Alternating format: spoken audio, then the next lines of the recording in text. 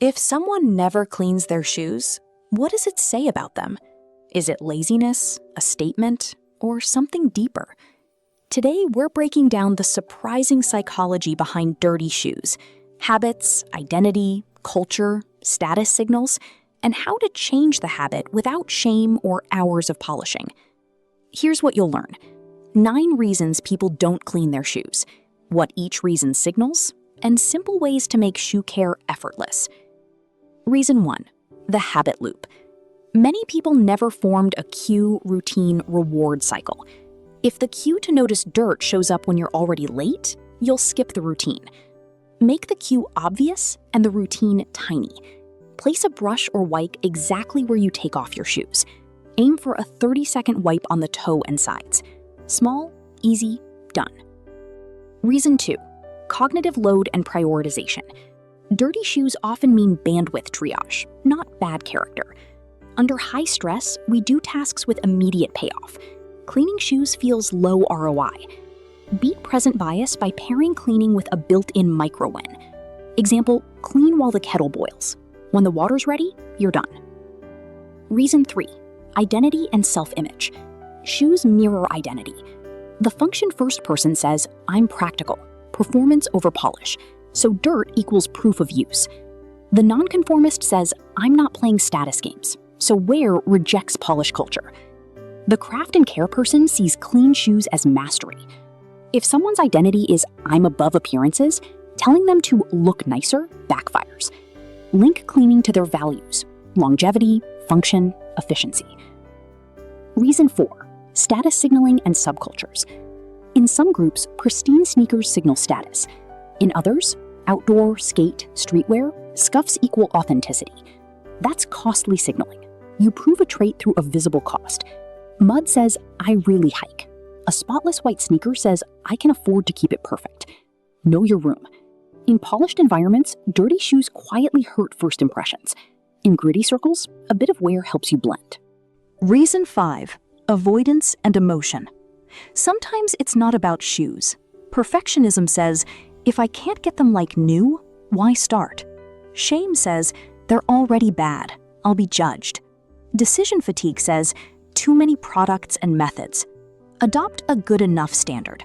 80% clean is success. Set a 2-minute timer, wipe the toe box and sides, and stop. When logged, loop reset. Reason 6, learned norms and upbringing. We copy what we saw. If no one modeled shoe care, or if there was criticism, adults either never see cleaning as a thing, or they quietly rebel. Build a new norm with visibility, not lectures. Keep a small kit by the door.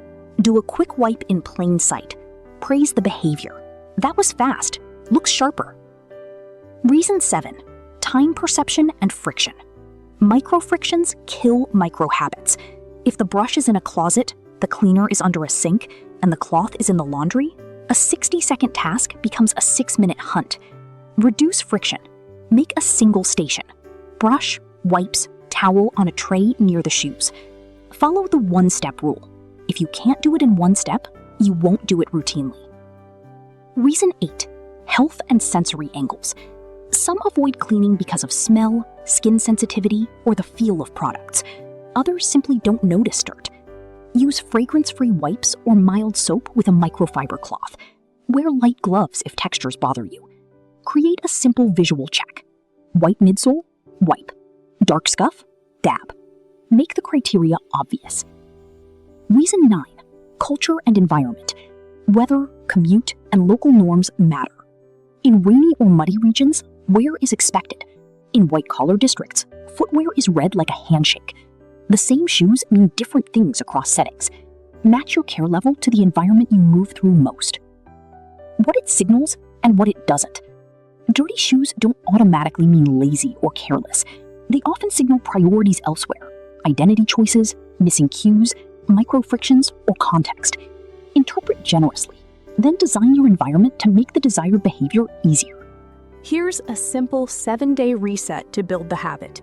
Day 1, set up a 1-station kit by the door. Day 2, do a 2-minute wipe on one pair and stop at 80% clean. Day 3, Pair cleaning with something you already do, like after breakfast or when you get home. Day 4, add a visible cue, a small note on the door handle. Day 5, track a tiny win with a quick before and after photo. Day 6, teach someone your 60-second method to cement the identity. Day 7, choose a maintenance rhythm, 2 quick wipes a week or 1 10-minute deep clean each month. If this helped you see the behavior differently, try the 2-minute wipe tonight and tell me tomorrow how it changed your first impression walking out the door. Share your thoughts in the comments, and don't forget to like and subscribe the video.